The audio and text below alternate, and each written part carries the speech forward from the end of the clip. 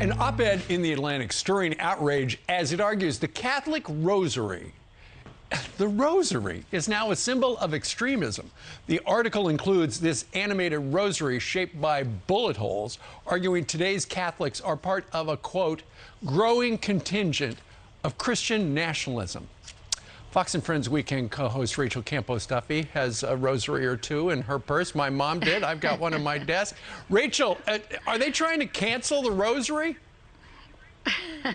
No, well, who knew that you and I were both right-wing extremists for having a rosary? And it seems funny, but it's actually not. The first thing that authoritarians try to do, Steve, is to delegitimize and ban religion because it is an existential threat against the state. And I think that's what you have here, and I think what they're trying to do, and we're seeing more articles like this. This seems comical, but we're seeing more and more articles trying to associate people who are faithful, especially those who adhere to, you know, more orthodox or traditional interpretations of faith, as somehow being right-wing extremists, white nationalists, fringe. And I think we ought to be very careful of that. First of all, it shows a deep ignorance. You're a Catholic, Steve. I am. This imagery of the spiritual battle that we're in, as the rosary and prayer as a weapon in this spiritual battle, as sacramentals, whether they're holy water or whatnot, against the devil. These are things we believe in, and we use that imagery because we believe we're fighting something very evil.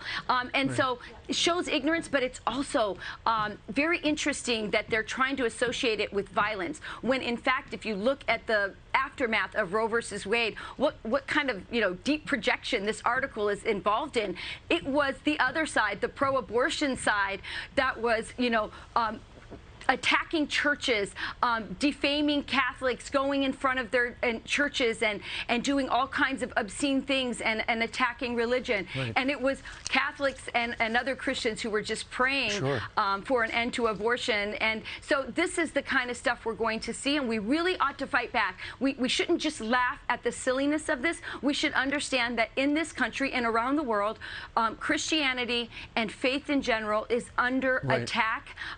All over the world, and we should be very protective of our religious liberties and push back against this kind of bigotry against Christians. And the writer, Rachel, talks about how there are a number of people online who, you know, they might show a gun and there's a rosary draped over it.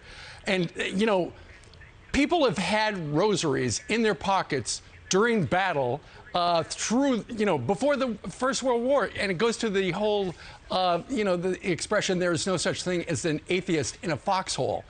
The end, listen, you want protection, and if it's not going to be the body armor, at least it's going to be the rosary in your pocket. The final lines of this op-ed say, the battle beads culture of spiritual warfare permits radical traditional Catholics literally to demonize their political opponents and regard the use of armed force against them as sanctified. The sacramental rosary isn't just a spiritual weapon, but one that comes with physical ammunition. I will give you 30 seconds for a final thought here. Unbelievable. But the message is, we are going to go after you. We are going to say you're an extremist if you try to not just practice your religion, but actually participate politically in order to protect your own religious rights in this country, which have been under attack. And Catholics and Christians saw when the government shut down churches during the pandemic, they woke up. And this is what secularists, progressives, authoritarians are nervous of, and Marxists. And that's what this article is trying to demonize us, so we go into our foxholes and not fight this battle. Exactly. Rachel, thank you very much for joining us. I know those kids are going to be waking up here in about 15 minutes, so you have time to fry up 2 pounds of bacon and 3 dozen eggs. Maybe I'll just have them pray the rosary, Steve. It's always a great way to start. All right. It is. The family that prays together stays together. I've heard that once or twice. Rachel, thank you very much. Thank you, Steve. I'm Steve Ducey. I'm Brian Kilmeade. And I'm Ainsley Earhart. And click here to subscribe to the Fox News YouTube page to catch our hottest interviews and most compelling analysis.